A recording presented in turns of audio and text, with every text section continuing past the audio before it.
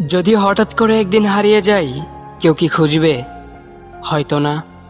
যদি আমার আইডি থেকে ভিডিও পোস্ট করা না হয়, কেউ কি মিস করবে? হয়তো না। ইনবক্সে মেসেজ আসবে কিন্তু সিন হবে না, রিপ্লাই পাবে না, পরে থাকবে ওইভাবেই।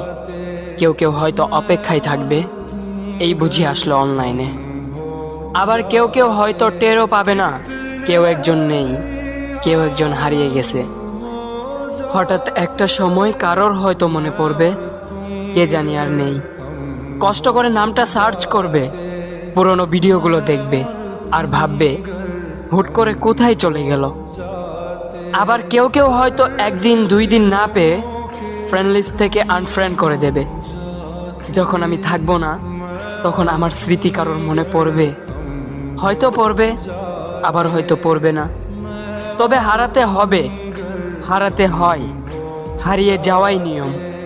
পার্থক্য একটাই, কেউ আয়োজন করে হারায় আর কেউ হুট করে হারায়।